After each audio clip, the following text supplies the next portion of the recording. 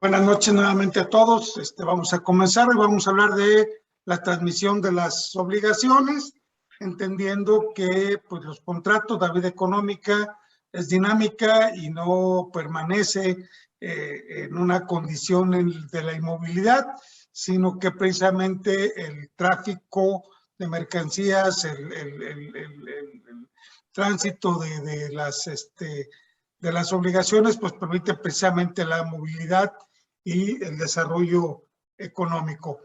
En ese contexto, las obligaciones, los contratos, cuando hablo yo aquí de la transmisión de las obligaciones, estoy planteando que también hay una parte que se llama cesión de derechos y cesión de obligaciones, o inclusive se puede transmitir un contrato en su totalidad.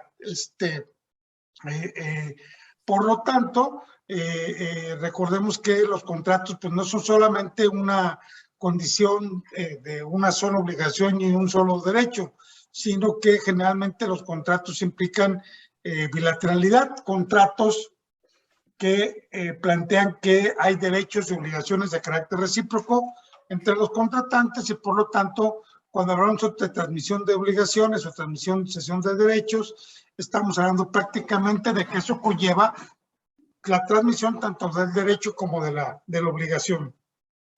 En cuanto a su definición, se plantea que es un acto jurídico por el cual, sin modificar el contenido de la obligación, se sustituye la persona de una de las partes de la obligación.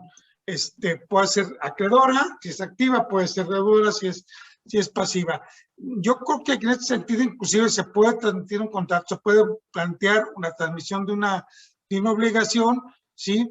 Con la posibilidad de que al transmitirse se pueda haber una nueva condición, un nuevo plazo, o sea, puede haber leves modificaciones que no alteren la sustancia y que sin embargo siga subsistiendo la condición de la transmisión del derecho o de las obligaciones. De tal manera que, insisto, siempre no perder de vista esta parte dinámica del derecho, que ello no plantea la posibilidad de que haya una nulidad por un cambio muy específico determinado, sino que siempre y cuando no esté prohibido por la ley, las partes pueden libremente pactar pues, prácticamente lo que gusten.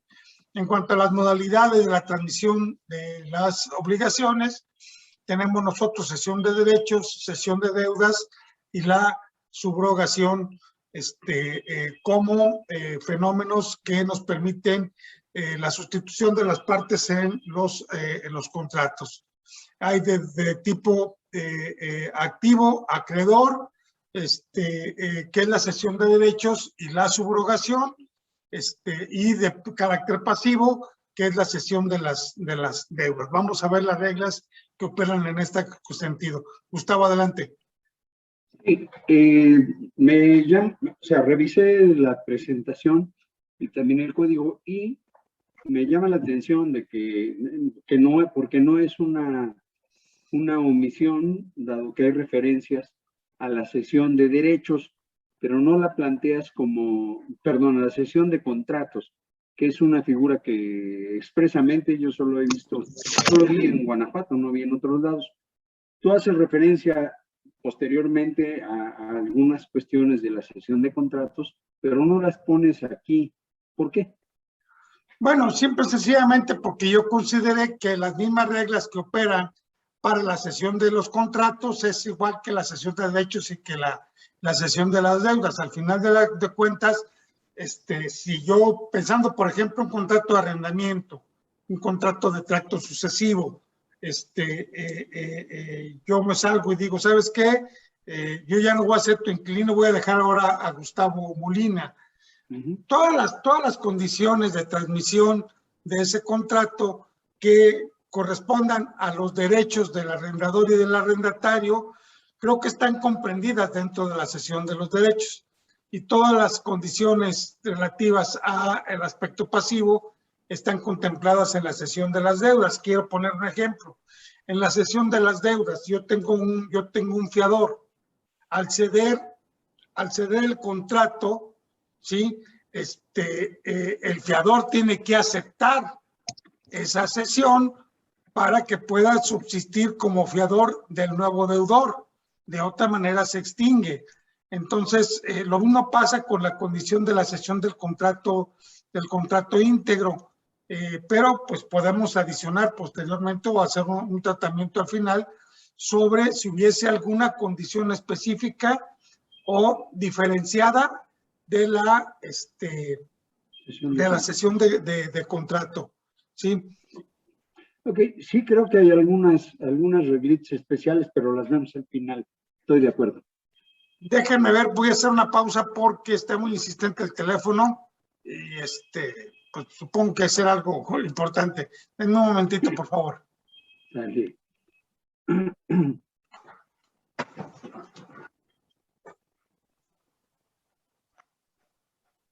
Maestro Pedro Servín, buenas noches. Muy buenas noches, ¿qué tal? ¿Cómo estamos? ¿Sí me escuchan? Sí. Sí, fuerte, claro. Caray, hombre, fíjense que ahorita hablando de ese tema, lo voy a complicar un poquito más si me lo permiten ustedes. Fíjense que hay una obligación de dar en los alimentos, situación alimentaria, en la cual pues el deudor ahora es solidario a dar los alimentos, ¿verdad?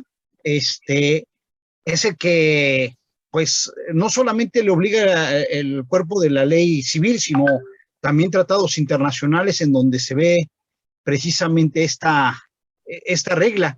Entonces me gustaría ver más adelante cómo claro, estamos viendo obligaciones, cesión de derechos, estamos en otra, pero también se aplicaría en este rubro cuando pues estamos viendo ahí la situación del deudor obligado, en este caso en beneficio de un tercero, que es precisamente su propio hijo, ¿no? Y muchas otras ocasiones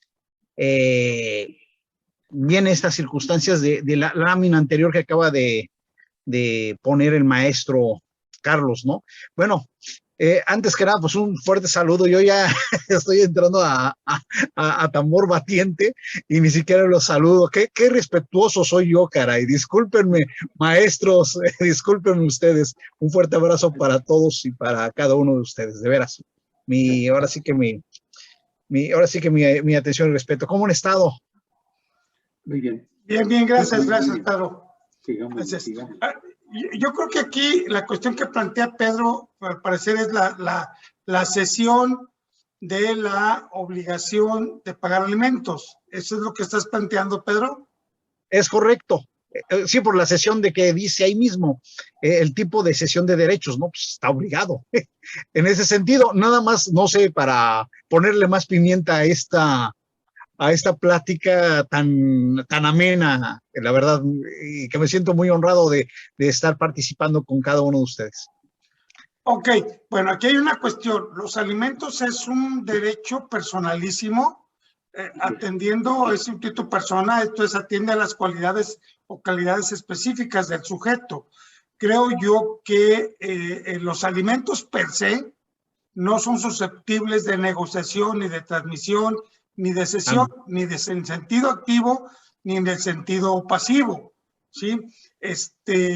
Ahora bien, los alimentos caídos, los alimentos que ya están como una deuda líquida, etcétera, esos sí son susceptibles de negociación. Esto es, si yo tengo, por ejemplo, un crédito a mi favor por 200,000 pesos por concepto de alimentos, esos 200,000 pesos los puedo negociar y puedo ceder derechos litigiosos, puedo compensarlos, puedo hacer muchas cosas. Pero el derecho es por sí de dar alimentos, ¿sí? De dar alimentos o de recibir alimentos no es negociable, Pedro. Yo creo que aquí se ve que precisar que los derechos que son personalísimos no son susceptibles de transmisión, simplemente porque lo prohíbe la ley. No sé si alguien tenga algún comentario sobre esto. Sí, de hecho, así lo apuntas más para adelante, ¿no?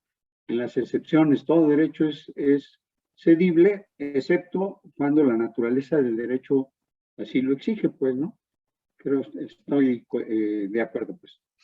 Así es. Sí, nada más, o sea, también el distinguir entre los alimentos que ya son vencidos, ¿sí? Que ya fueron causados y que están reconocidos judicialmente o que están en litigio, que sobre esos sí puede haber negociación, pero es porque ya hay una patrimonialización de ese derecho, ya es la posibilidad de estar determinado o ser determinable líquidamente, y es un derecho que ya fue causado, en tanto que los derechos, los alimentos futuros, es una mera expectativa de derecho que se va causando conforme se va generando la condición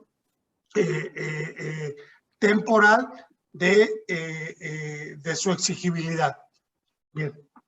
Ok, bueno, entonces la cesión de derechos se entiende que una persona que tiene el carácter de acreedor cede sus derechos a un tercero. Y en este sentido encontramos nosotros que las partes en este tipo de acuerdo es el cedente, el cesionario y el cedido. Entonces, en ese aspecto vamos a ver cuáles son los derechos, las obligaciones entre cada uno de estos y las relaciones que se generan, inclusive en relación con tercero. El principio general es todo derecho puede cederse, salvo que, primero, exista prohibición legal. Segunda, haya una imposibilidad en el cumplimiento. Recordemos que inclusive cualquier obligación, decíamos, para que pueda nacer la obligación, debe ser lícita y posible. Y eso implica estar en el comercio y estar en la naturaleza, ¿sí?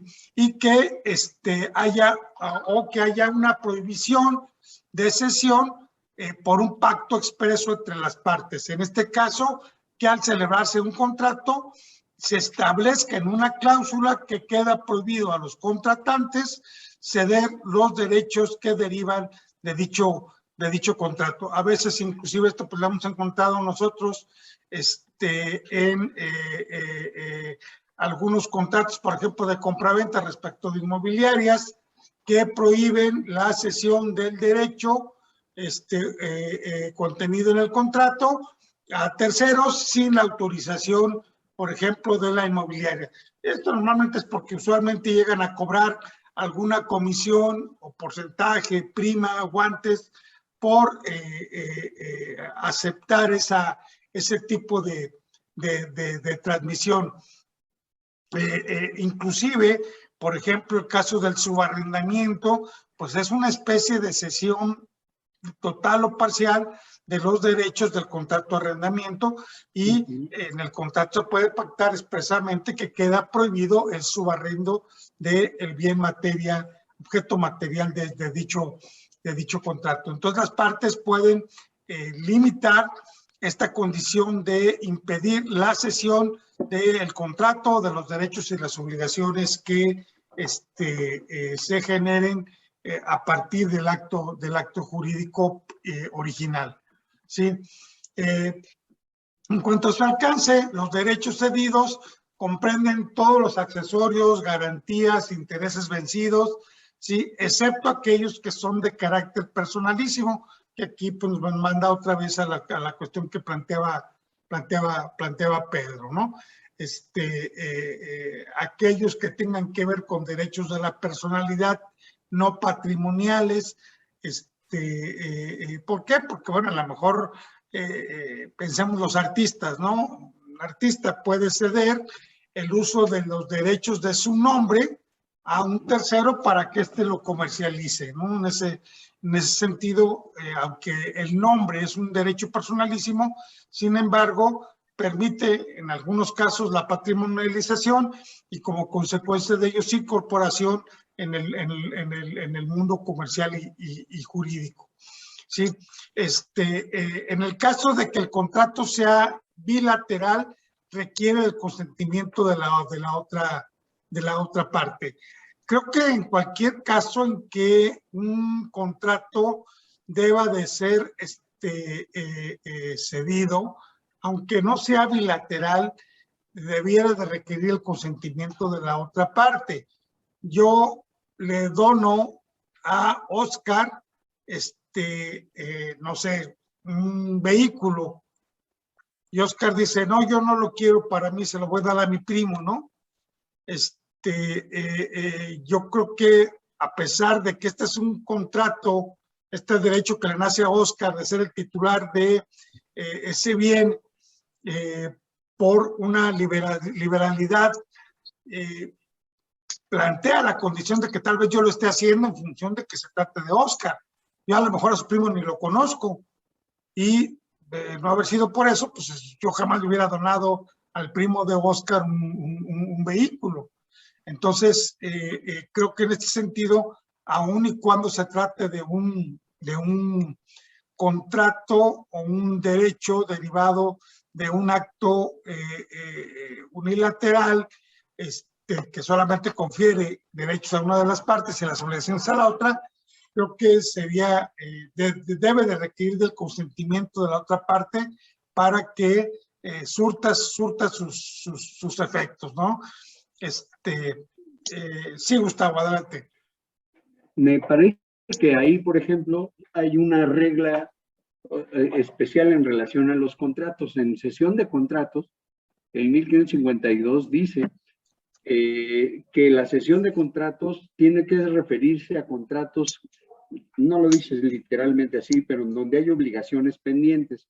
Esto es de tracto continuo o de tracto sucesivo, pues, ¿no? O sea, bilaterales, pero con obligaciones pendientes, pues, ¿no?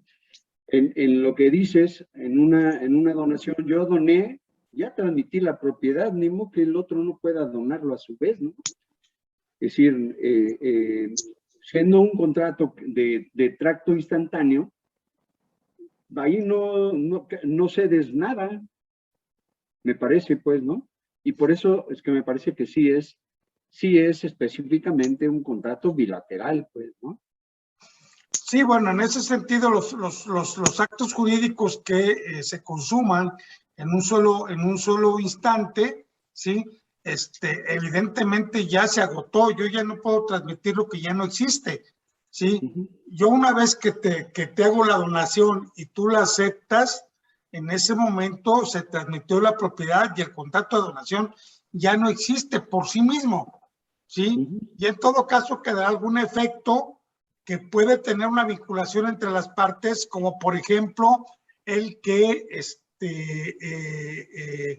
hay una condición de revocación, ingratitud o algún efecto que se pueda prolongar en el tiempo, pero el contrato por sí mismo ya se extinguió, ya no hay una donación.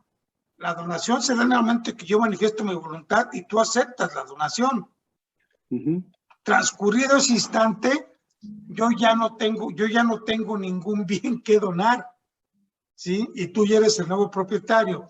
Pero evidentemente que en este contexto, creo que el caso específico de la donación sí podría plantear la condición de que generalmente las donaciones se hacen en atención a la persona que con la cual se hace, y entonces cuando la causa en el contrato, recordemos que es determinante, ¿sí? Quiero plantear, para seguir el ejemplo de Gustavo Molina, uno diverso, por virtud del cual, por ejemplo, a mí me da Lupita una recompensa de 10,000 pesos por haber encontrado a su perrita Laika, ¿sí? Ok, y yo le digo, no me la des a mí, dásela a Oscar, le cedo mi derecho a cobrar la recompensa a Oscar. Creo que aquí el fin que pretendía la causa determinante de la voluntad de Lupita de ofrecer una recompensa, ¿sí? Está ya satisfecha, por lo tanto no podría plantear que la causa determinante del contrato tenga esta atención a la persona y no podría ella objetar el que yo le haya cedido el derecho a Oscar. Me pasó en Nueva York, que llegamos a una tienda y, bueno, de estos señores de Medio Oriente que son muy hábiles para el comercio, uno de mis compañeros de viaje,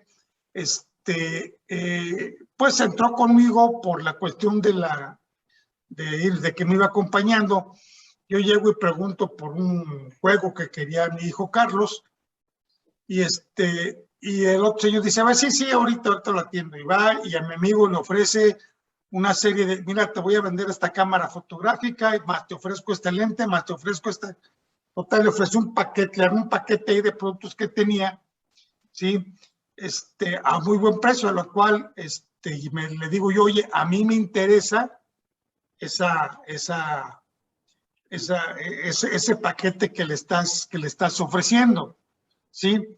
Me dice, no, ese paquete es para él, para ti no, para ti no te lo valgo, ¿sí? Pues, quizás el señor lo que entendió es que dice, yo ya tenía interés en algunos productos y entonces dijo, ya es cliente seguro, quiero ver si engancho al otro, ¿sí? Pero en ese sentido, pues igual pudo haber dicho a mi amigo, ¿sabes qué? Pues tengo todo el dinero, cómpralo y saliendo de la tienda, pues tú me lo entregas, ¿no? Pero en este contexto, creo que en aquellos casos en los que tienes razón, en aquellos casos en los que la causa determinante de la voluntad no está planteada en función de la persona y el contrato es unilateral, pues no requieren ni siquiera de la aprobación del deudor o de la otra persona, de la contraparte. Simplemente bastaría con la simple transmisión. En los bilaterales forzosamente requiere el consentimiento de la otra parte y también esta cuestión precisar nuevamente, solamente cesión de contrato cuando hay prestaciones pendientes por llevar a cabo, ¿sí? Pero aquellas que ya se cumplieron ya se extinguieron. ¿Por qué? Porque el pago de una prestación es una de las formas de extinción de las obligaciones. Ok, bueno, en cuanto a las formalidades, dependiendo del tipo de derecho que se transmita, pues se requiere para la transmisión las mismas formalidades que la ley exige para la creación del derecho cedido. Por ejemplo, si se trata de la cesión de bienes inmuebles, pues habrá que plantear la condición de que se haga en escritura pública. Si se trata de aquellas cantidades que la ley exige que consten por escrito, pues tendrá que obrar también constancia por escrito, aun y cuando ya hemos establecido que en nuestro sistema jurídico mexicano los contratos son consensuales en oposición a formales, de tal manera que aunque la ley diga que son o deben de constar por escrito, la ausencia de esta formalidad no causa la nulidad o la inexistencia de la obligación.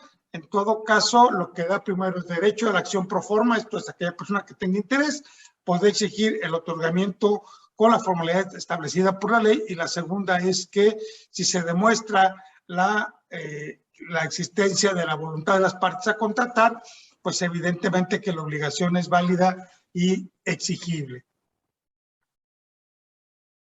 Los efectos entre el cedente y el cesionario, ¿no? Pues en primer lugar, que el cedente responde de la veracidad y legalidad del derecho. En este contexto, yo llego y digo, oye, yo soy el titular de los derechos posesorios de este predio y te los voy a ceder. Entonces, yo respondo primero por la veracidad de que ese derecho sí exista y yo sea el titular, yo tenga una legitimación en causa para poderlo transmitir, ¿no? Y de la legalidad del derecho, porque solo los derechos, solo para que la cesión sea válida, tiene que ser válida también el contrato primigenio, ¿no? O sea, porque simplemente atendiendo al principio del fruto del árbol envenenado, o es el que establece que cuando al inicio algo es viciado, ¿sí? No puede convalecerse, sino que el vicio se transmite hacia adelante. Entonces, un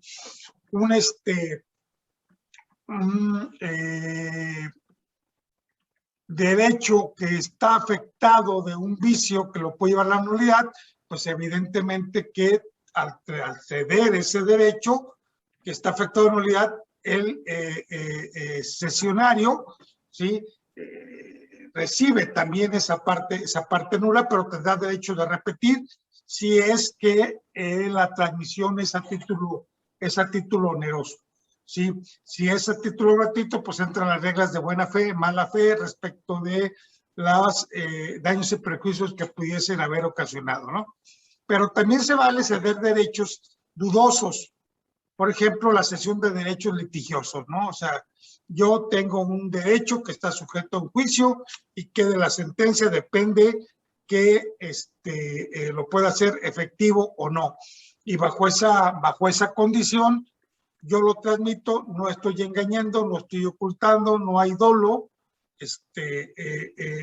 y por consiguiente, la persona lo asume como un riesgo, ¿sí? El cesionario, y por lo tanto no tendría derecho de reclamar si al final de cuentas ese derecho no existe, ¿sí? O no se convalida en una sentencia, por ejemplo, para el caso de los derechos litigiosos. Él asume el riesgo por el conocimiento que tiene, ¿sí?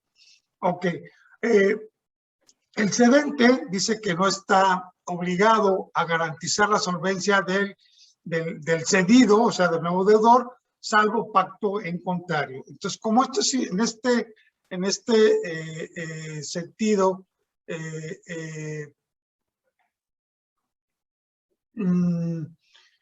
si hay un pacto, entonces ahí vamos a plantearles lo siguiente. Yo garantizo la solvencia de mi cedido, ¿sí? Si no fijo un plazo, 3 años, 5 años, 10 años, a lo mejor lo que dure la obligación, se entiende de que entonces solamente me estoy obligando a garantizar la solvencia durante 1 año. Salvo que yo ceda la prestación, una prestación vitalicia, entonces garantizo la solvencia del deudor por 5 años. Aquí un poco yo creo que esta cuestión es de que las partes evidentemente tienen la posibilidad de fijar un plazo mucho más amplio, aunque lo natural sería que si yo estoy cediendo un derecho, entonces tendría que garantizar, cuando yo me obligo a ello, la solvencia del cedido por todo el plazo que dure la obligación, porque al final de cuentas lo que estoy haciendo es la sustitución, de la misma manera en que yo tendría la obligación de garantizar mi propia solvencia, ¿sí? En ese sentido, si yo no soy sustituido como deudor, pues yo respondo con mis bienes por todo el plazo que dure la obligación. En el caso, sabemos que la solvencia pues, puede depender de diversos factores, ¿no? Pero la regla es, las partes pueden pactar, ¿sí? Si no se pacta, la ley suple la voluntad, y entonces la garantía de la solvencia, en primer lugar, no se presume, tiene que ser expresa. Segundo lugar, si no se pacta, tiene que ser de 1 año, salvo prestaciones vitalicias, que sería de 5 años. Sí. Como toda transmisión de obligaciones, el cedente está obligado al saneamiento para el caso de la evicción. En este contexto, recordemos que el saneamiento es el resarcimiento del daño ocasionado por la pérdida de un derecho derivado de un derecho tercero preexistente y declarado así judicialmente, con anterioridad a la fecha en que se llevó a cabo el acto jurídico, en el cual tuvo su origen la transmisión del derecho. Si la cesión es global, solo responde del sanamiento. Si la evicción, perdón, aquí, perdón, algo escribí mal. Sí. Si la evicción es total o superior al 50%, responde del saneamiento, ¿sí? una disculpa aquí, ya creo que ya me confundí. Estoy tratando de entender la regla, ¿sí? Dice, si la cesión es global, en este caso yo te plantearía que si estoy cediendo un contrato, un todo, o no estoy cediendo solamente una cuestión parcial, ¿sí? Solo soy responsable del saneamiento si la evicción es total o superior al 50% del derecho. Creo que en este sentido es cuando la evicción comprende todo el derecho o más del 50%, yo respondo del saneamiento. Cuando la cesión es parcial, total, ¿sí? Entonces no estaré obligado al saneamiento. No sé si alguien me ayuda con esto, por favor. Así lo entendí yo también, ¿eh? Sí, pero bueno, es la regla que establece el código civil. Sí, Pedro, adelante. Miren, aquí hay una situación muy interesante. Por ejemplo, lo vemos en derecho notarial. Cuando ahora sí que un cliente y le dice, o el papá de X persona, y le dice, ¿sabes qué? Te voy a dejar mi terreno, mi casa, todo, te lo voy a dar, o sea, te lo voy a hacer en una situación de donatario, pero hay una regla en donde en materia que está ahorita platicándose, que el notario no puede todo ponerlo en una donación. Tiene que haber un pago, en este caso, de lo que tú estás platicando, que responde si efectivamente si hay un saneamiento o una edición total del bien inmueble que se está generando, pero si tiene algunas situaciones de pleito, vamos a decir, entre límites de, por ejemplo, el apeo y deslinde del mismo, pero el papá ya se encuentra en una situación que dice, ¿sabes qué, hijo? Yo ya me estoy petateando ahorita con estas circunstancias, pero hay un litigio en que debes de ver con el vecino la situación de unos metros más, metros menos, y que hay un pleito precisamente de límites. Pero te quiero yo dejar la casa, quiero dejar el terreno, y este terreno, tú vas con el notario, y el notario tiene una regla en que todo no puede ser pasado en donación, sino tiene que haber una parte, un 35%, no me acuerdo bien, la cantidad en este caso tiene que ser líquida para que transmita esa cesión de derechos, pero sin embargo la evicción en este caso es futura al momento de que la tenencia en este caso del predio está en un litigio en cuanto a la situación de predios, en este caso de apeos y deslindes, hasta que ¿cómo se llama? Se logre sanear. Tan es así de que en el catastro tienes que ver si ganaste metros o perdiste metros, tendrás que decir ante el catastro cuánto vas a tener que erogar en esa circunstancia. Bueno, lo estoy poniendo una cosa más aterrizada, no sé si pudiéramos, o yo estoy fuera de toda planteamiento, o si se acerca a lo que estamos viendo de la ponencia, de esta plática. Lupita, adelante. Escuchamos tu comentario. Me parece, no sé si estás refiriendo al supuesto del 1534 del Código Civil, que establece que el que cede alzadamente o en globo la totalidad de ciertos derechos cumple con responder de la legitimidad del todo en general, pero no está obligado al saneamiento de cada una de las partes, salvo en el caso de evicción del todo o de la mayor parte. Entonces, me parece que ese es, o sea, no es que se refiera a la cesión de derechos u obligaciones respecto de ciertos, que tenga como objeto ciertos bienes o derechos específicos, sino es como una bolsa. No sé si ese es el supuesto al que se refiere la cesión global. Creo que ya viste en el clavo, Lupita. Creo que esto se refiere cuando la cesión se hace ad corpus, Esto es como un elemento global sin que se especifiquen las partes. Pensando, por ejemplo, yo te voy a donar a ti o te voy a ceder los derechos de mi negociación. Y ello incluye todo lo que esté adentro. ¿Sí? Sí. O sea, yo tengo una ferretería. Tus obligaciones, etcétera. Así es. Yo te digo, yo te vendo la ferretería. Tú me das a mí, o te cedo la ferretería, tú me das a mí $1,000,000 de pesos, y tú te quedas con la ferretería, que incluye, por ejemplo, los vehículos de reparto. Y de repente alguien te va y te demanda sobre la reivindicación de uno de los vehículos. Dice, espérame tantito, ese vehículo es mío, ¿por qué? Porque a mí me lo robaron, yo lo reporté como robado, ¿sí? Y tú después lo adquiriste y yo tenía derecho y entonces se pierde. Si ese vehículo no representa más allá del 50% del total de aquellos derechos que te cede la ferretería, no estoy obligado al saneamiento. Si representa más del 50% o si te quitan toda la ferretería, entonces en ese caso estoy obligado al saneamiento. Creo que así está la cuestión planteada. ¿Sí?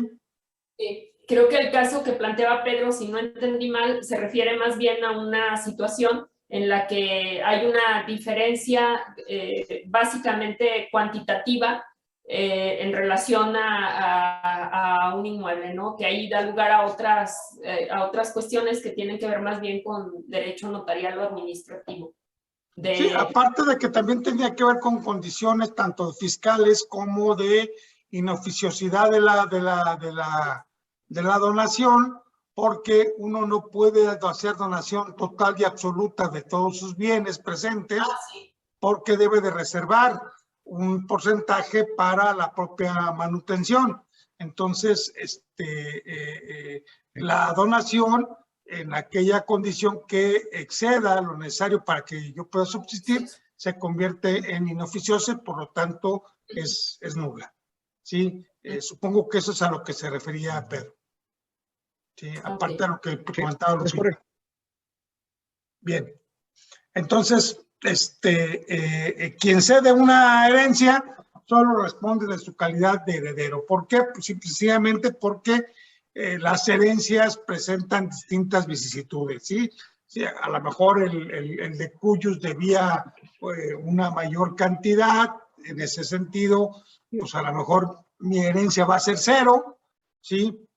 O de repente donde yo digo, pues es que yo soy hijo único y ahora que estoy en el velorio conozco a 20 medios hermanos, ¿no?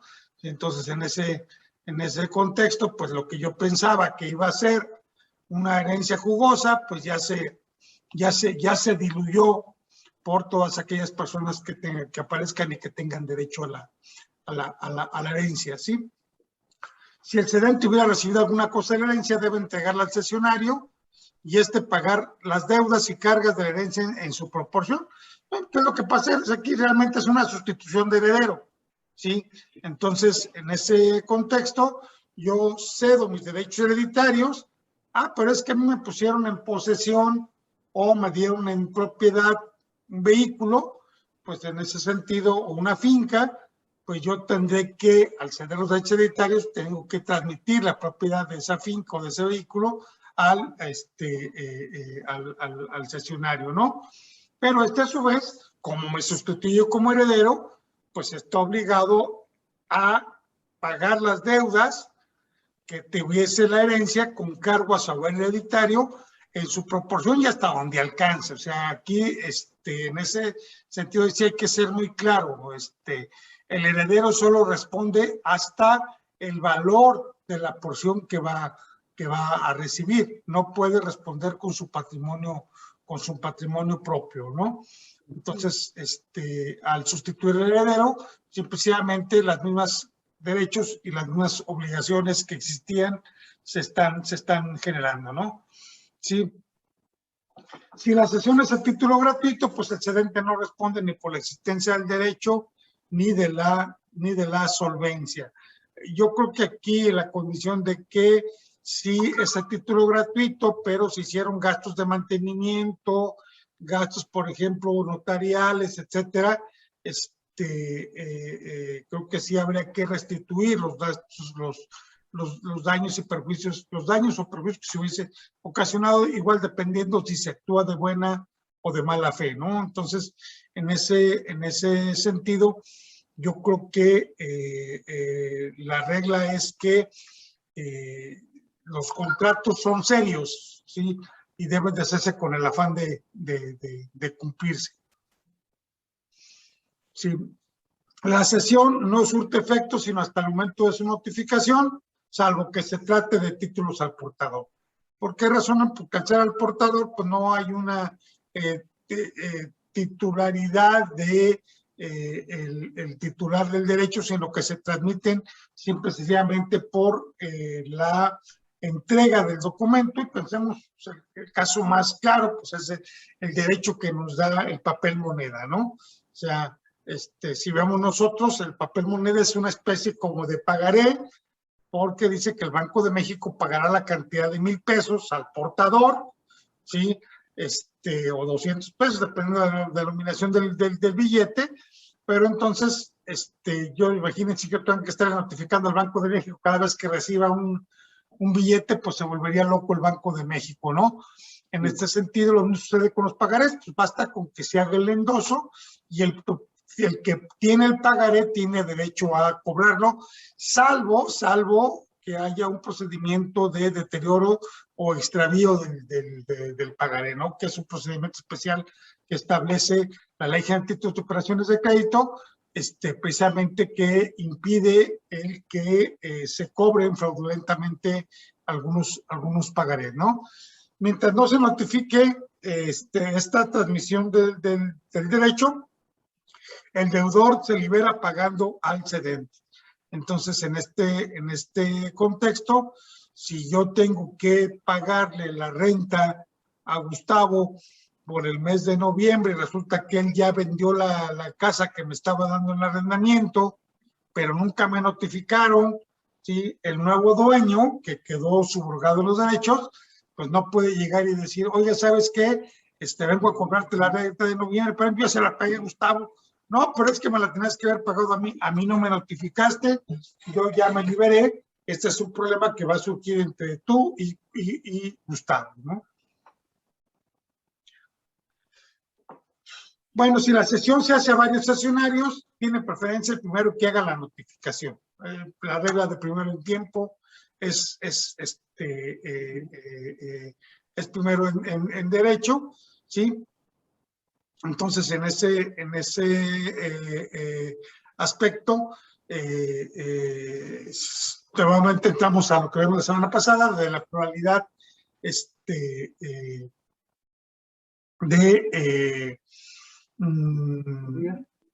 de las partes.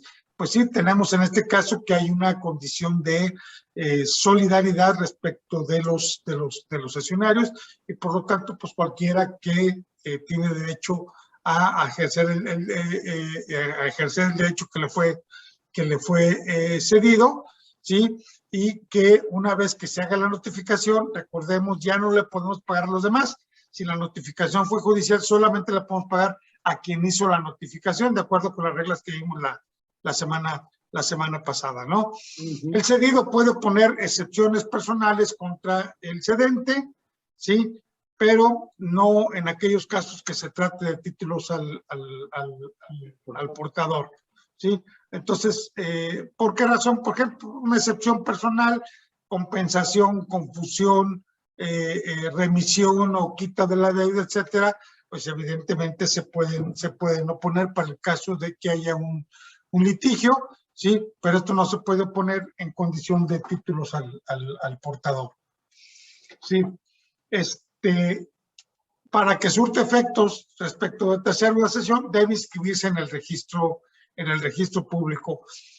Bueno, esta es la regla general, pero recordemos que luego la Corte ha estado sacando criterios respecto de la transmisión, de que, bueno, pues si yo ya le cedí a un tercero mi derecho y lo hice ante un notario y hay una fecha cierta y hay una serie de condiciones, pues entonces resulta de que aunque no esté escrito en el registro público, ¿sí?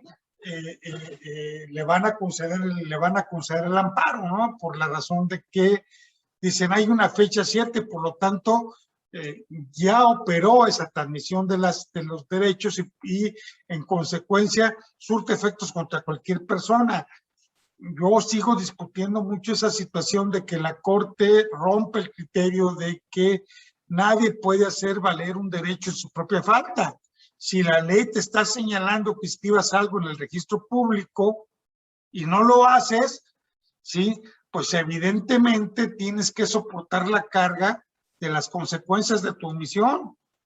Pero bueno, insisto, es una opinión nada más respecto de esas tesis que ha estado planteando la Corte, porque de repente llegamos, embargamos alguna finca y luego resulta de que había una cesión de derechos por escrito, notarial o ante testigos, y entonces la Corte le da valor a ese tipo de actos, aun y cuando la ley establece una formalidad de validez. Bueno, hay otra figura aquí que se llama la subrogación. Sí, Gustavo.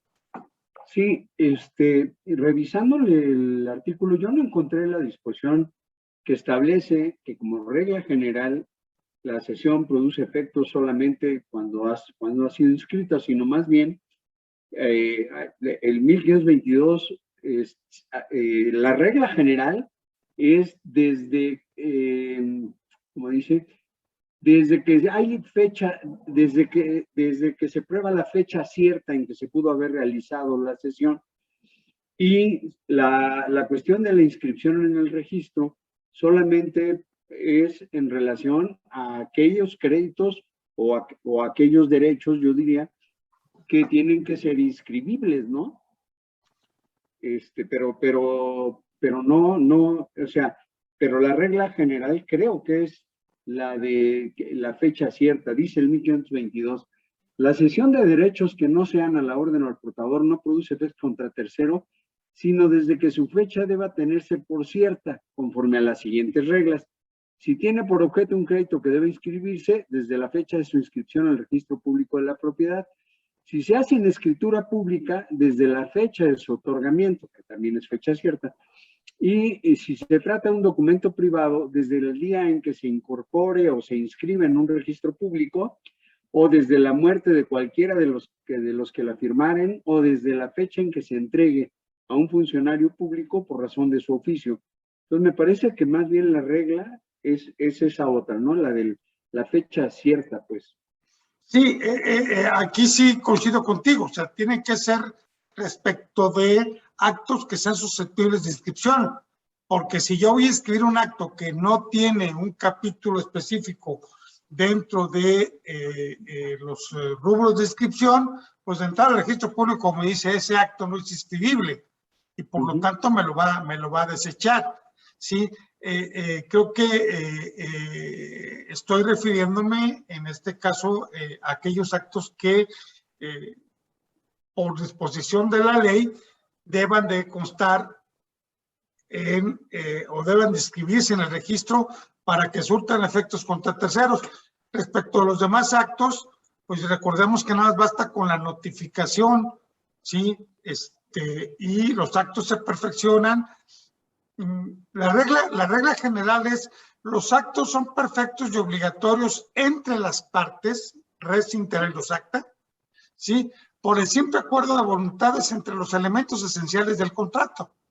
Bajo esa circunstancia, pensemos simplemente el caso de la compraventa, ¿no? La compraventa es perfecta y obligatoria por el simple acuerdo de voluntades entre cosa y precio. Aun y cuando la cosa no se haya entregado y el precio no se haya pagado, ¿sí?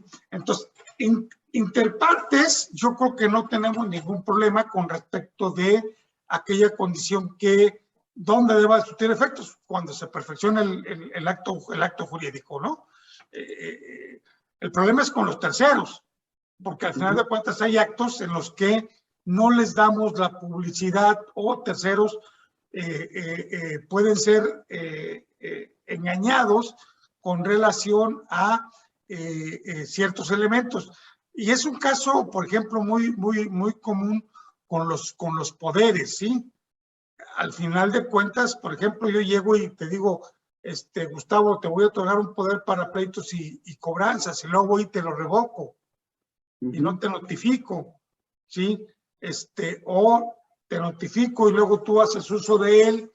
¿Por qué? Porque al ser entre particulares no es inscribir en el registro público. Se supone que los poderes que otorgan las personas morales tendrían que estar inscritos, sin embargo, tampoco se inscriben y se les da perfecta validez, ¿no? Aún operando contra terceros. Entonces, bajo esa circunstancia, eso es lo que me llama la atención y es donde encuentro yo que haya la posibilidad de que se generen condiciones de carácter fraudulento, sobre todo en aquellos actos que, siendo inscribibles, eres omiso en llevarlos a cabo, ¿no? Sí. Lupita, adelante. Varias cosas. Una, me parece que el ejemplo que estabas poniendo, aunque a veces se habla de cesión de bienes, en realidad encierra una compraventa, y no sé si es el caso al que te referías, en el que, por ejemplo, yo embargo un bien e incluso lo saco a remate, y ya en contra del remate un tercero se presenta y dice: yo tengo un contrato privado de cesión de derechos o de compraventa, y se considera de fecha cierta porque fue ratificado ante un notario, pues, ¿no? Y nada más que ahí, si la ley exige que para que surte efectos contra terceros debe inscribirse en el registro público, y lo que ha establecido la Corte es pasa por alto la necesidad de la inscripción y el efecto de publicidad que tiene para surtir efectos en contra de todos los otros que no intervinieron, y le da efectos a partir de que se considera de fecha cierta. Me parece que ese es el caso al que te referías en ese punto. Ahora, entiendo que actualmente y desde como el año 2017 en el Estado deben inscribirse los poderes que otorguen cualesquiera poderes, pues, ¿no? La cosa es que no hay propiamente una sanción si no se inscribe el poder, pero sí hay obligación de inscribirse, y además los notarios tienen obligación de establecer como la fecha de caducidad de 5 años a partir del otorgamiento. ¿Sí? ¿Y qué otra cosa? Bueno, eso me parece que en relación a lo que comentaba.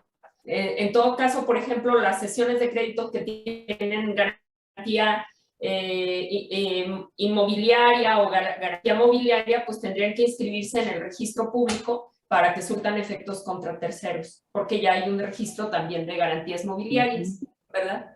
Y bueno, no sé si nos podemos regresar un poco más atrás a la sesión de derechos hereditarios, en el que comentabas que el heredero o el cesionario del heredero responde hasta por el importe de los bienes que le fueron adjudicados, si entendí bien, ¿sí? ¿Sí es así? Sí, o sea, bueno, responde hasta la parte de que le corresponda de la herencia. Aquí otra vez, una vez que ya se adjudicaron, ¿sí? Pues es porque ya se liquidó el patrimonio. Esto es una cuestión que es importante. Yo creo que es la cuestión de hasta por hasta su porción de herencia. No puede responder con bienes propios de las deudas del de cuyos. Sí, se responde a beneficio de inventario. Nada más quiero conocer su opinión, porque ahora tenemos un asunto en el que se demanda a quienes fueron adjudicatarios de una sucesión y a los terceros a quienes estos transmitieron esas propiedades por el pago de un crédito que supuestamente el autor de la sucesión había otorgado con anterioridad. Aquí la cosa es, bueno, en mi opinión, en principio el adjudicatario y en todo caso sus causavientes responderían por el precio o el importe que les fue adjudicado. ellos hicieron reformas a los inmuebles y ahorita valen el doble o el triple. No sé si ustedes considerarían que la responsabilidad en el supuesto de que se acredite la existencia de esa obligación importaría el valor del inmueble como estaba y como, digamos, en ese momento, o más la plusvalía, pero excluyendo todas las mejoras que hicieron el adjudicatario y, en su caso, los causavientes de estos. No sé qué opinan. Mi opinión es que sí los adjudicatarios y los causavientes que hicieron las reformas o las mejoras, sí tienen derecho a que les sean pagadas en función de los derechos reales de incorporación. Hay estos de cuando hay una mejora, frutos, incorporaciones, accesiones, porque son de buena fe. Bajo esa circunstancia tendrían derecho a que se les reembolsen si es que se diera la situación de una condición de evicción. Sí, no es el caso de evicción, sino más bien demandan el pago de un supuesto crédito a cargo del autor de la sucesión. La pregunta es, en su opinión, por ejemplo, no sé, supón tú que un inmueble se lo adjudicaron en 500,000 pesos y otro se lo adjudicaron en 1 millón y el adeudo es 2 millones el que pretenden, por ejemplo, ¿no? Entonces, pero ya ahorita tal vez el valor de los inmuebles se triplicó porque construyeron, pues, ¿no? Entonces, digamos, si eventualmente hubiera una sentencia que declarara que efectivamente es legítimo el crédito y que debe de pagarse, sería por el valor de adjudicación, tal vez actualizado en función de la plusvalía, pero sin considerar las mejoras, para el caso eventual de que se sacara remate, por ejemplo, o para liberarme. O sea, yo adjudicatario, en todo caso, te pago los 500,000 pesos en que a mí se me adjudicó el bien. ¿Sí me explico? Sí, claro que sí. Yo creo que en este sentido, o sea, una justicia básica y elemental y que pediría precisamente el aspecto de la explotación irracional, pues, de la condición generada, es que tú pagaras por el importe que se te adjudicó. Entonces, si ahora tu deuda como heredera, como adjudicataria, es de 500. No, yo insisto, no puedes, las deudas no se heredan, por lo tanto, la transmisión de la herencia no implica que tengas que asumir las deudas.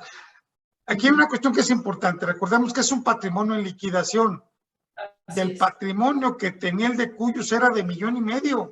Si no alcanzaba para pagar la deuda, el señor, si no se hubiera muerto, ¿sí? Pues no hubiera podido pagar más que hasta 1,5 millones y el acreedor se hubiera fregado porque ya no hubiera alcanzado absolutamente nada más. Entonces, en ese sentido, yo creo que respondería hasta por el valor de lo que recibió. De lo que fue adjudicado. Así es. Ok, muy bien. Refuerza nuestro criterio. Muchas gracias. Ok, bueno, la subrogación. Esta es una sustitución del acreedor por ministerio de ley, por lo tanto, no hay necesidad de autorización o notificación alguna, ¿sí? a las otras partes, ¿no? En muchos de estos casos, bueno, va a haber una condición de conocimiento natural que puede existir. Esta sustitución opera en virtud de que la ley considera que es justo que una persona adquiera los derechos de otra persona, ¿no? Es el caso, por ejemplo, de pago al acreedor preferente. Recordamos, por ejemplo, que los créditos hipotecarios se pagan, primero, de acuerdo con la ley y la prelación que establece, ¿no? Primero le pagas al fisco. O sea, si yo debo 1,000 pesos y tengo un capital de 500, pero al fisco le debo 300, pues primero le pago al fisco, ¿sí? De lo que sobra le voy pagando a los demás, luego vienen los créditos hipotecarios y luego con garantía real, y luego vienen los alimentos, y luego vienen los trabajadores, etcétera, ¿no? Bueno, ¿qué sucede? Si yo pago al acreedor preferente, ¿sí? Yo me sustituyo como acreedor en la proporción que pueda tener en relación con otros acreedores de menor cuantía para repetir. Es un derecho de repetir. Simplemente yo pago porque me interesa, ¿sí? Tengo un interés jurídico que es el otro caso. Por ejemplo, bueno, yo quiero comprar el coche de Lupita, pero se lo debe a la agencia automotriz, ¿sí? Entonces yo llego y le digo, oye, Lupita, yo agencia automotriz, vengo a pagarte lo que te debe Lupita, ¿no? Yo me vuelvo acreedor de Lupita por esta condición de tener una promesa de contrato. Tengo que tener un interés jurídico, esto es importante, y se tiene que estar demostrado para que opere la legitimación en la subrogación. No es a capricho. Si yo quiero pagar porque quiero pagar, pues ese es mi problema. No necesariamente me estaría subrogando, ¿sí? Pero si tengo un interés jurídico, entonces automáticamente yo me puedo sustituir para el pago. Pensando, por ejemplo, yo tengo varios deudores solidarios y me quieren embargar mi casa. Entonces, en ese sentido, yo pago y en automático, no necesito tengo derecho a que los demás codeudores me paguen en la misma proporción, ¿no? ¿Sí? O, por ejemplo, perdón, el caso de un copropietario, si embargan o la parte alícuota que corresponde al otro reporta un gravamen, tal vez yo tengo interés jurídico en redimir ese gravamen para consolidar eventualmente la propiedad en mi favor. Sí, así es. Sí, o sea, definitivamente más la cuestión es que sí tiene que demostrarse ese interés para que opere la subrogación, ¿sí? El heredero que paga las deudas de la herencia, pues tiene derecho a que de la masa hereditaria se le pague lo que él pagó de esas deudas, ¿no? El adquirente que paga la hipoteca también tiene derecho a que el deudor le pague lo que él pagó, ¿sí? Y cuando la ley da derecho de repetir. Entonces, en ese contexto, pues es una sustitución que opera por disposición expresa de la ley en estos supuestos. Bueno, algunos autores establecen que existe la subrogación convencional activo-pasiva. Bueno, yo considero que si es convencional, pues no se trata propiamente de una subrogación, sino de una cesión de derechos, de deudas o una cesión de contrato en un momento determinado, ¿no? Entonces, no operaría con las reglas de subrogación, sino bajo las modalidades de cesión de derechos, cesión de deudas o de contrato. Bueno, aquí viene algo que a todos nos gustaría, la cesión de las deudas. Sí, evidentemente que se aceptan candidatos. ¿Sí? Es exactamente la condición de que una persona que tiene el carácter de deudor es sustituida en un acto jurídico por otra persona en los mismos términos y condiciones en que se mantenía el deudor con consentimiento del acreedor, ¿no? Esta condición sí es necesaria, que aquí sí, en cualquier situación, siempre será necesario el consentimiento del acreedor. No hay, te cedo mis deudas a título gratuito y por lo tanto no tengo obligación de obtener el consentimiento, ¿no? Ok, bueno. Si el acreedor recibe el pago total o parcial de un tercero, siempre que lo haga a nombre propio se entiende que consiente la suscripción. ¿Qué sucede? que el consentimiento puede ser expreso o puede ser tácito, ¿sí? Entonces, si hay actos, en este caso es el de recibir pagos de un tercero que no es su deudor, y dice, oye, vengo a pagarte la deuda que tal, que te debe fulano de tal, pero lo hago yo, Carlos, pues entonces se entiende que el acreedor está consintiendo la sustitución del deudor. En lo sucesivo, ya no se tendrá que entender con la otra persona, sino conmigo. ¿Por qué? Porque en relación, la regla primigenia, salvo las modificaciones que vamos a ver, es que una vez que está sustituido el deudor, la obligación se extingue en relación con el deudor primigenio. ¿Sí? Aunque el cesionario de la deuda responde de todas las obligaciones principales y accesorias que tenía el cedente de la deuda. Entonces, se transmite la deuda exactamente igual que la que tenía el deudor originario. No tendría por qué haber ninguna modificación. Insisto, salvo pacto en contrario, pero si no, entonces son con las mismas condiciones. Todos los accesorios, todos los principales, ¿sí? Entonces, en ese sentido, inclusive, vamos a ver más adelante, en algunos casos, inclusive con todas las garantías, si es que así estaba, así estaba pactado, ¿sí? El cesionario puede poner sus excepciones personales, pero no las del cedente. ¿Por qué razón? Porque al ser personales, no pueden operar o no son susceptibles de transmitirse. Pero el cesionario puede llegar a decir, por ejemplo, yo sustituyo en la deuda a Pedro, ¿sí? Y pero el acreedor de Pedro me debe a mí, a su vez, 100,000 pesos. Viene y me dice, oye, tú que te quedaste en el lugar de Pedro, te vengo a cobrar 1,000,000, sí, pero nomás te pago 900. ¿Por qué? Porque tú a mí me debes 100,000 y entonces te lo estoy compensando, ¿sí?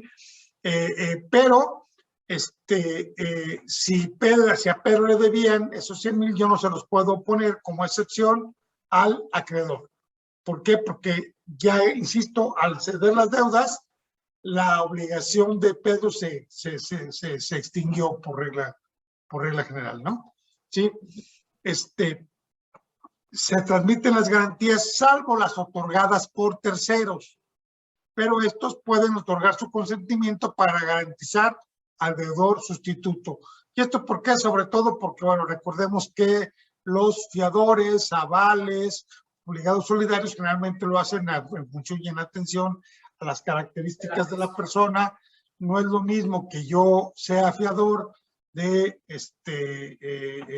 Carlos Salinas de Gortari que de don Pedro, el tendero de la esquina, ¿no? ¿Por qué? Porque entiendo yo que a lo mejor, bueno, sí me constituyo fiador de el señor Salinas de Gortari porque digo, es solvente, tiene para responder, ¿sí?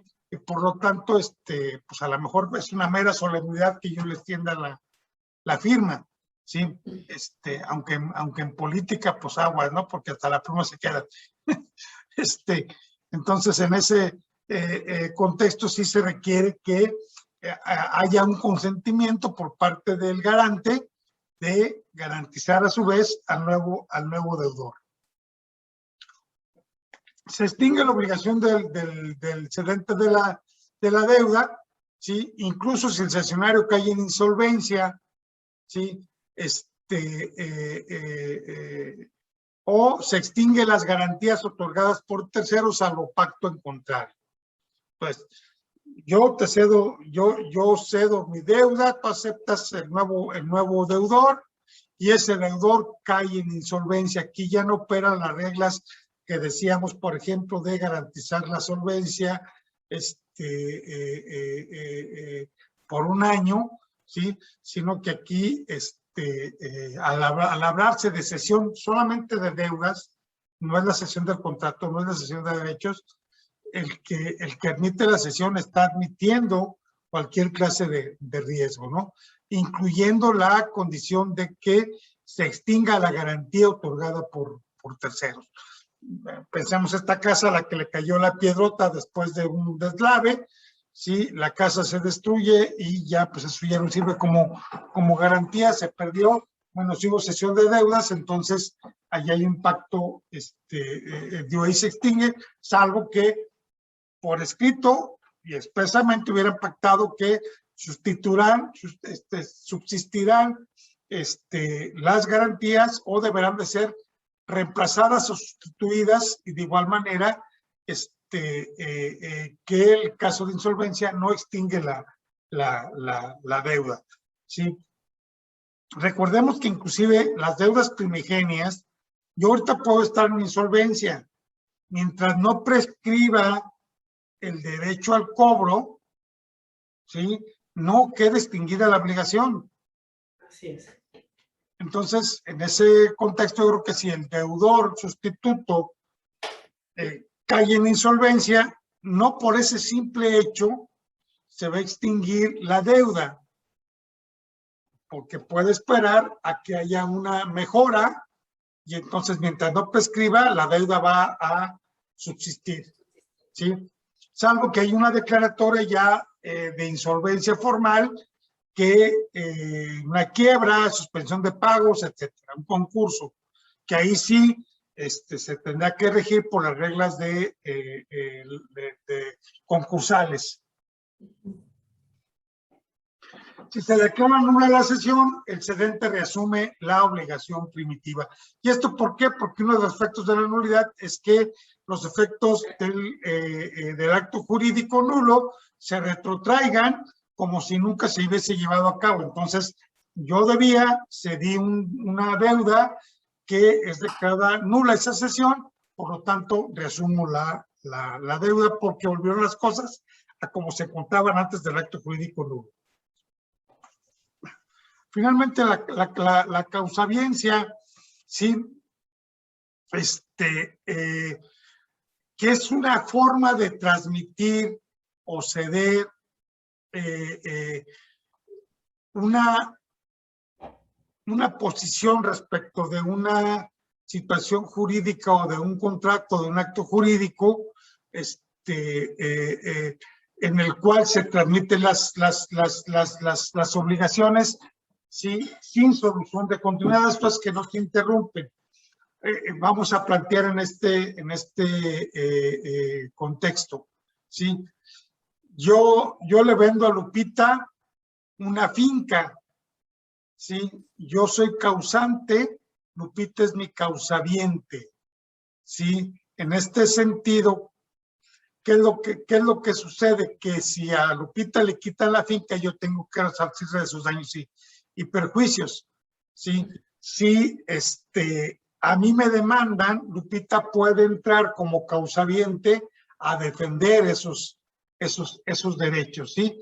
Y en ese contexto hay una transmisión de derechos y obligaciones por la sustitución o por la transmisión de los derechos. Cuando yo transmito un derecho, estoy transmitiendo todo lo que es consecuencia directa e inmediata de ese derecho o de esa obligación, y por lo tanto, a quien se la transmito se convierte en causaviente y existen vínculos jurídicos en ese aspecto, ¿no?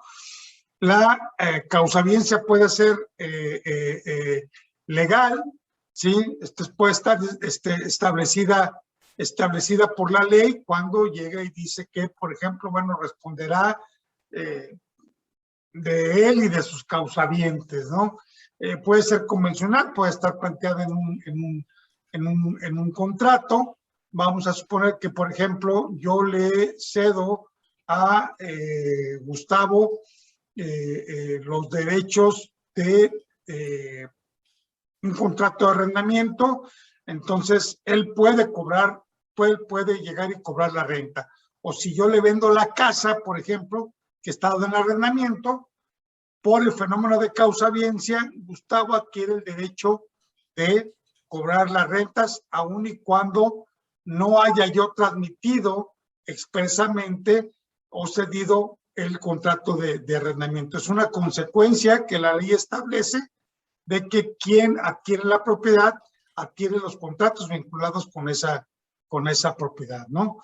Puede ser celebrado entre vivos o mortis causa. ¿Qué significa esto? Que el testador puede imponer cargas, condiciones o modalidades en el cual imponga o transmita derechos y obligaciones a futuro, o bien este aspecto que señalaba Lupita.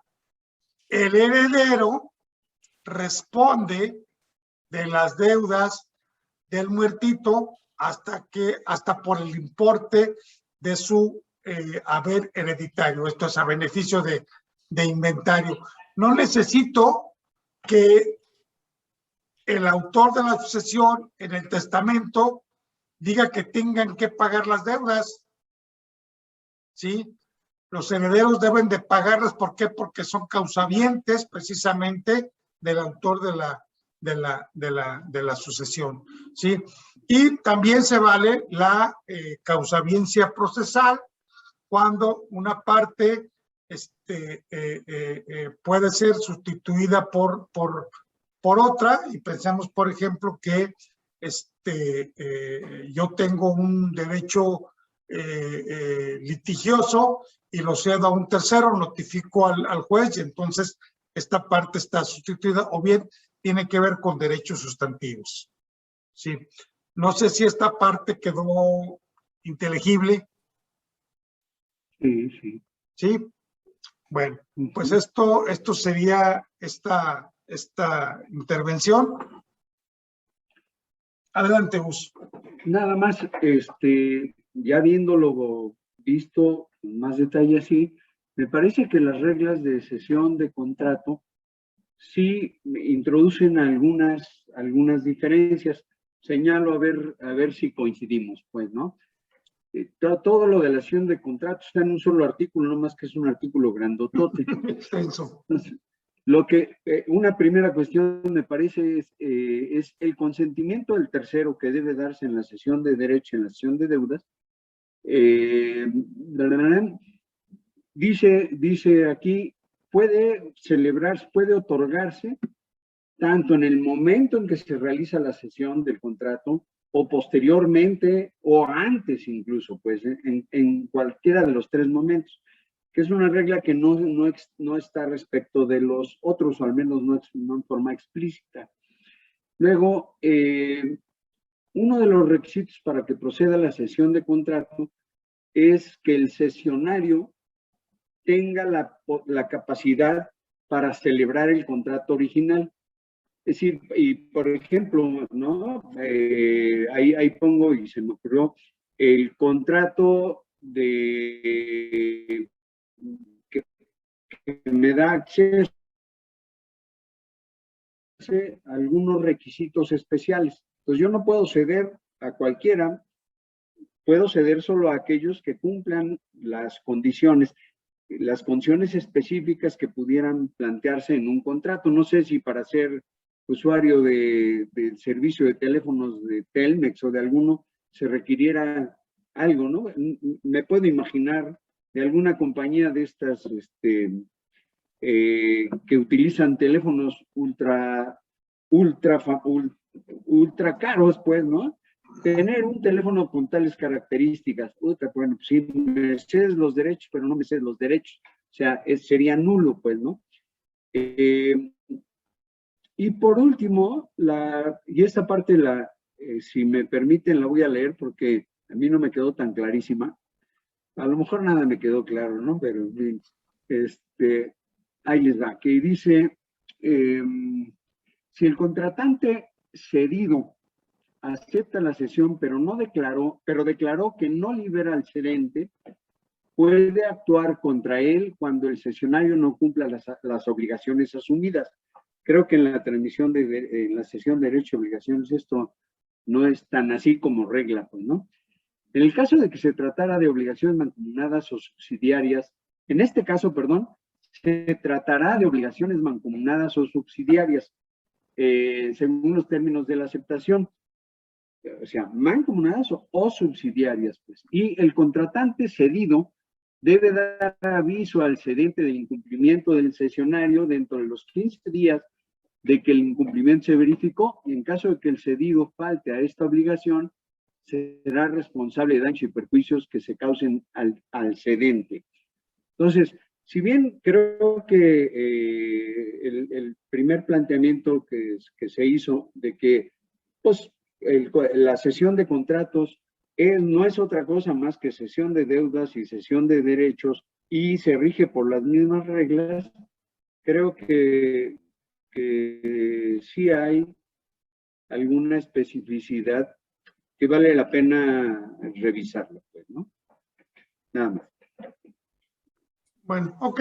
Sí, digo, o sea, al final de cuentas, la cuestión es qué diferencia hay entre ceder derechos y obligaciones en función de la cesión del contrato que contiene derechos y obligaciones. Y pensemos, por ejemplo, la condición de que responde, el cedente responde si el cesionario no paga. Bueno, también en la cesión de derechos se planteó la situación de que se puede pactar esta condición de que responde de la solvencia, ¿sí? En cuanto a la condición de que se tenga que satisfacer calidades o cualidades específicas y sobre todo la capacidad de las partes para contratar, pues eso tiene que ver también con la condición de ser titular de derechos y obligaciones y de la capacidad jurídica de ejercicio que se pueda tener en un momento determinado. Creo que bueno, o sea, sí habría que precisar estas cuestiones que señala Gustavo, no le veo mayor cuestión. Creo que es quizás una forma un tanto cuanto más elaborada o más específica, vinculada a la cesión completa de un contrato. Y otra vez quisiera aquí parecer que de repente, cuando hablamos de cesión de derechos y cesión de deudas, recordemos que los contratos muchas de las veces no se perfeccionan ni por una sola obligación ni por un solo derecho, sino que engloban, si vemos, yo celebro un contrato de compraventa, no nada más estoy obligado a transmitirte la propiedad y el otro a pagar el precio. Hay muchas cosas que están como derechos del comprador, obligaciones del comprador, derechos del vendedor, obligaciones del vendedor, ¿no? Y en ese contexto, cuando hablamos de cesión de derechos, se implica todos los derechos que puedan plantearse en relación con el mismo acto jurídico. De ahí derivó mi posición de que era algo semejante a la cesión del contrato, pues a una cesión de derechos y cesión de deudas. Pero creo que sí vale la pena precisar lo que indica Gustavo. Sí, Lupita.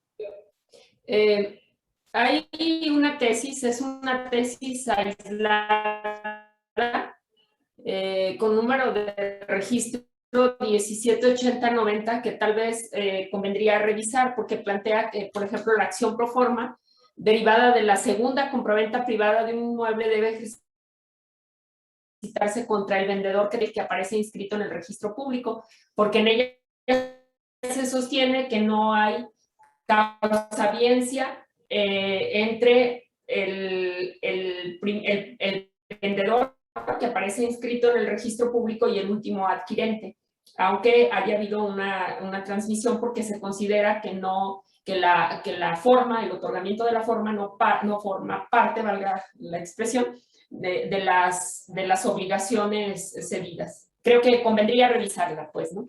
Pues sí, habrá que hacer un análisis. Luego, bueno, está un poquito inestable la conexión. Te pediría si puedes subir al grupo la tesis para después poderla comentar, ¿no? Porque aquí se está cortando un poquito la transmisión. No sé si ustedes te escuchan bien. Sí, te escuchamos. Sí, te escuchamos bien. Y está interesante lo que dice Lupita en estas circunstancias. Sí me gustaría estudiar la tesis que va a subir. La verdad, está muy interesante, muy interesante. La verdad, lo que va a subir ahorita Lupita, sí me gustaría estudiarlo y a ver si en la próxima podemos tener